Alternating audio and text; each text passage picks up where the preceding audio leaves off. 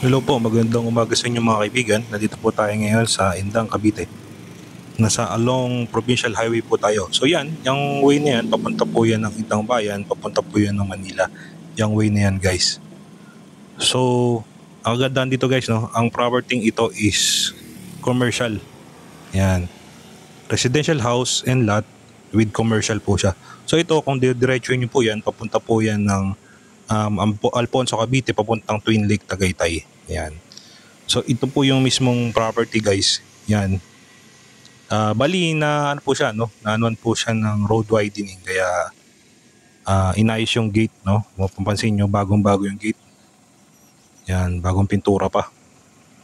So ang frontage po niya guys, no? Approximately nasa 40 meters po yung frontage niya. Yan, pamula po yan dito, doon sa may posting yon.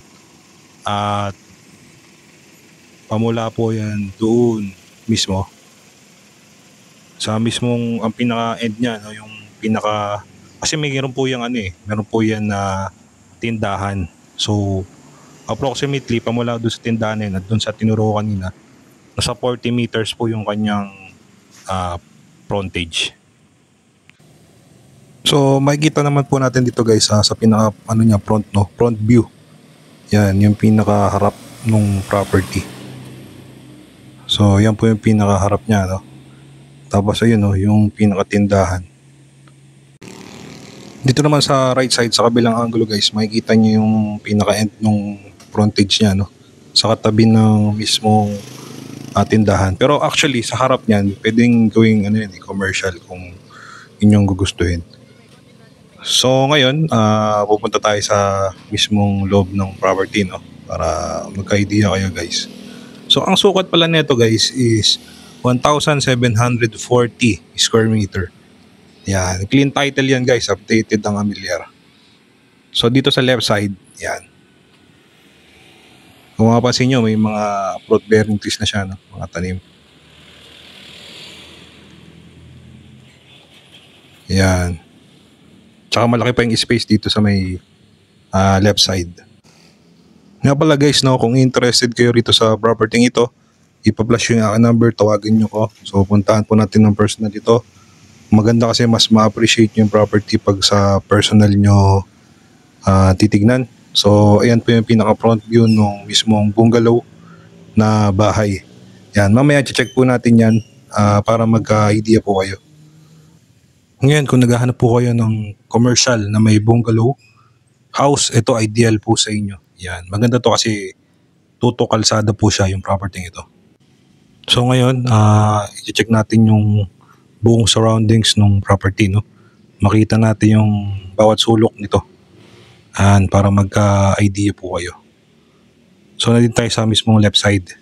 Yan. Kung mapapansin nyo guys, meron pa siyang lote pa, no? Pakanting lote pa, no? Ito, malaki pa yung space niya. Hindi, yung bungalow kasi, hindi siya dikit doon sa may pader. So, meron pa siyang lot na extra. Actually, kung gusto nyong, palakihin pa yung bungalow, no? Gusto nyong pasagad, pwede naman. At least, kung malaki-laki or kung gusto nyong 2-story yung bahay, okay naman siya kasi malaki naman yung lupa nyo, nasa 1,740 square meters, so malaki-laki yung pinaka-space. Yan.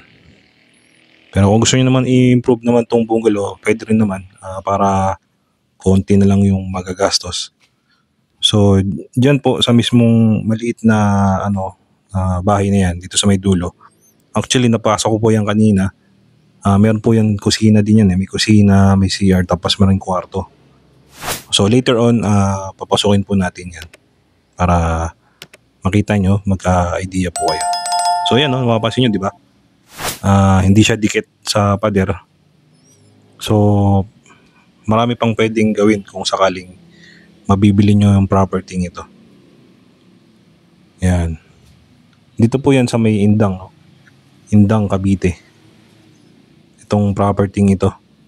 Tsaka Mataas na yung lugar, no? Malayo to sa baha.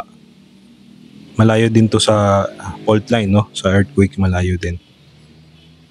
Tsaka kung naghahanap kayo ng rest house farm, yan, na yun nga kagandahan, Toto Kalsada, commercial. Yan, yun yung kagandahan dito. Along highway siya. Yan, no? Malaking space. Dito papuntahan natin yung tindahan na pwedeng konting ano lang man yun eh. Konting retouch lang kung sakaling pwede nyong gawing grocery, no? Sari-sari store. Napasok ko kasi kanina yan, medyo ano. Pero konting linis-linis lang naman po yan. Yan. So ito yung pinakapalibot, no? Palibot ng property. Yan.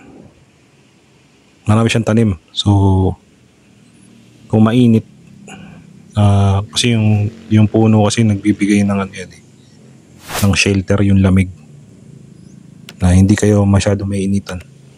Pero kagandaan dito sa ano, sa Indang, Cavite, malamig yung klima rito. Kaya so yan, ito po yung ano, mismong tindahan. Pero kung gagawin yung hardware, pwede rin to, no? Hardware. Kasi along kalsada din naman eh. Palalakihin nyo na lang itong ano, extend, itong tindahan na to. Yan. Konting retouch lang naman to guys eh. Maganda na yan. Dati kasi ginawang grocery store to. Pero yun nga, hindi na tinuloy dahil nasa abroad na yung mismong owner. Yan. So ito yung pinakaharap. Yan.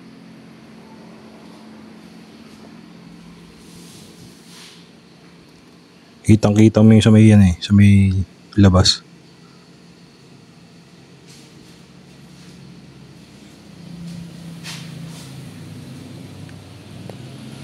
Ayan.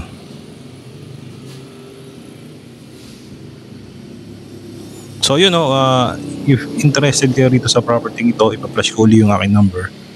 Tawagan nyo po ako para makita nyo ng personal to at makapag-usap po tayo regarding sa price. Yung price pala nito guys is binibenta ng 16.5 million. Yan, including na yung capital gain tax dito sa presyo. So, i-check natin mismo dito sa may gilid, no? Yan. So, sa tindahan hindi rin nila sinagad. Meron pang additional na uwang na lot na space pa, no? Na kung gusto nyo palakihin pa itong tindahan na to, pwede kasi meron pang another na space para isagad pa yung ano, yung tindahan. Yan. So, kanina may nakita ko na inukay nila eh. Provision daw po yun para sa gagawing swimming pool. So, mamaya papakita ko po sa inyo. So, ito may mga puno. Napansin nyo, yan. May saging, may niyog. Actually, pwede pa rin kayo mag garden dito sa may yan eh. Dito sa may right side. Kung ano po kayo, mahilig magtanim. Yan. Para magka-idea po kayo dito sa property, ipa-flash ko po sa screen yung Google map tsaka itong mismong picture para makita nyo yung sukat niya. Yan. So ngayon tutungo na tayo sa mismong hinukay nila, no? Na provision para sa swimming pool kung gusto nyo magpalagay ng swimming pool. Yan. Provision po yan. Actually malalim nga eh. Nung pag-check ko medyo malalim. Kaya maganda. So yan po. Maganda yan pag naayos po yan.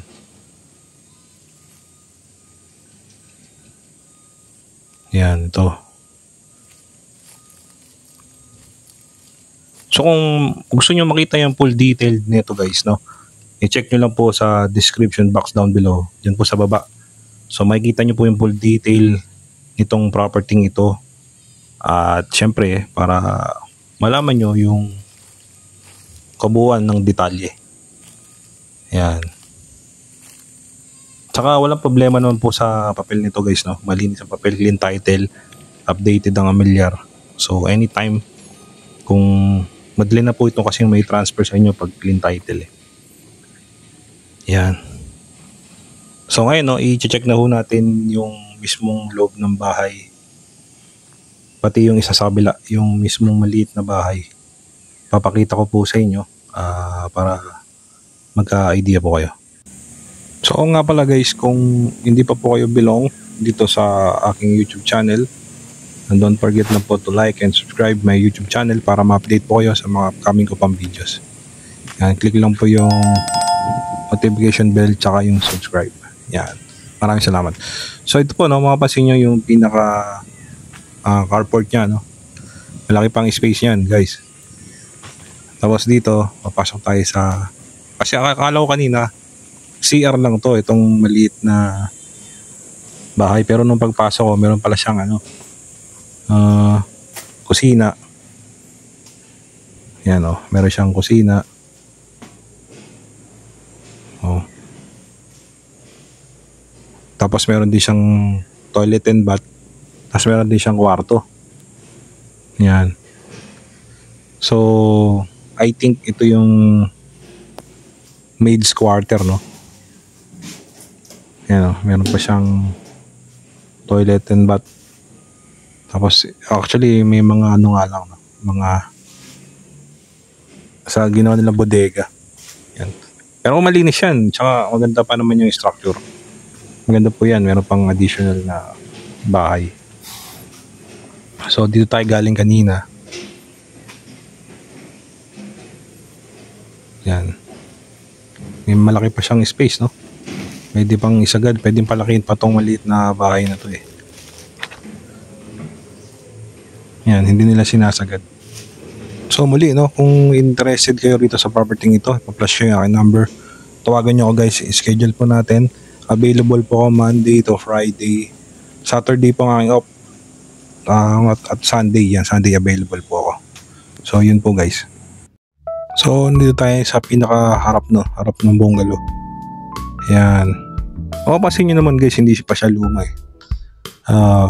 Bago pa. Tsaka hindi to masyadong natirahan ng may-ari. Yan. So check natin ngayon, no.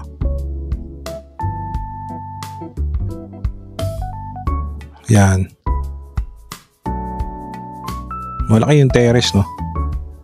Pinaka-terrace niya. Tanaw na tanaw mo yung sa labas eh. Tapos dito may additional na palibot yung terrace niya. Tapos katabi ng carport. Yan.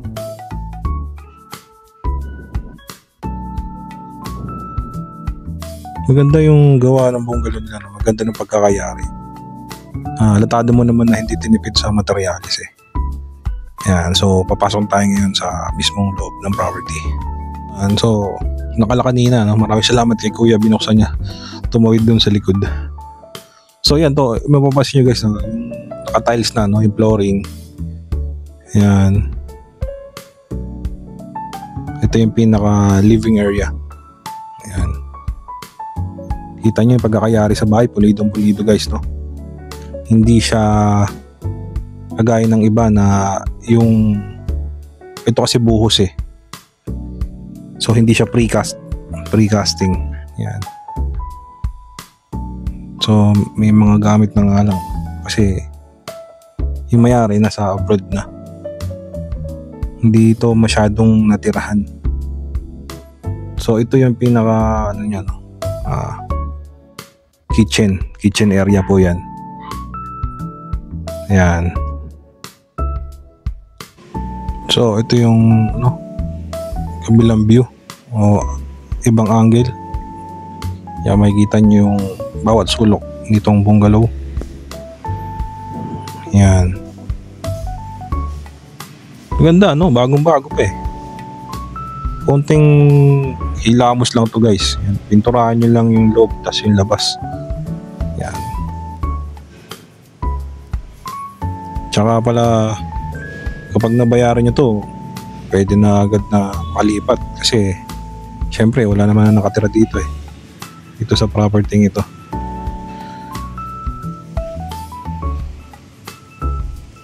Yan. So, iniikot ko muli, no? Para kitang-kita nyo yung bawat sulok ng bahay. Yan. O, di ba? Kitchen. Tapos dito, nalimutan ko kasi buksan yung pintuan sa labas eh. Ito papuntang labas. Yan. So, galing tayo dyan kanina eh.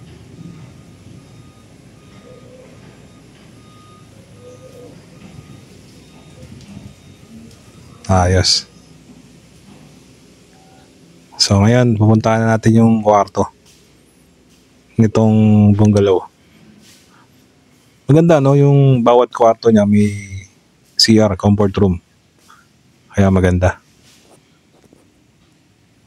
So paumanhin lang ako no, kasi walang masyadong walang ilaw eh. So ginamitan ko lang to ng yung ilaw ko sa isang cellphone. Wala eh. So ginamitan ko siya ng ilaw sa isang cellphone. So pasensya na po kung medyo madilim.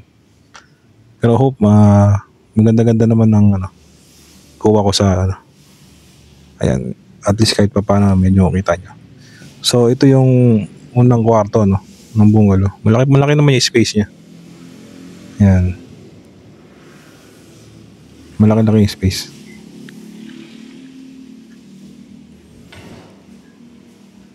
Tapos dito sa left side meron siyang toilet and bath. Tapos dito meron siyang vacant space no, para lalagyan nyo ng gamit. Lalagyan po ng cabinet yan. Maganda ng toilet and bath dito. Tapos meron siyang shower. Yan. I do believe ito ang master's bedroom kasi medyo malaki yung space niya eh. Yan. Ganda rin ng shower. Yan. Ginagamitan lang natin ng ilaw ng aking isang cellphone.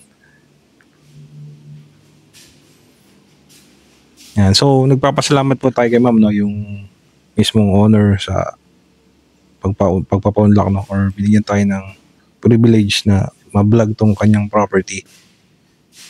Yan. Actually, maganda yung kanyang property, guys. Siya tapat siya ng kalsada yung property niya, no. So sa zonal value pa lang guys, kung mismong ikaw ay dikit sa mismong highway, mahal talagang per square meter. So ito yung pangalawang kwarto na ating napasok ngayon. Akala ko kanina nung pagpasok ko ay wala siyang toilet, pero nung nagulat ako meron din eh. Yan. Meron din siyang toilet and bath. Yan.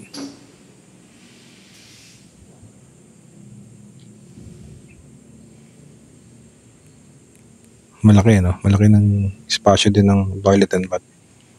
Yan. So ito yung pangalawang kwarto na napasok natin dito sa bungalow. Yan.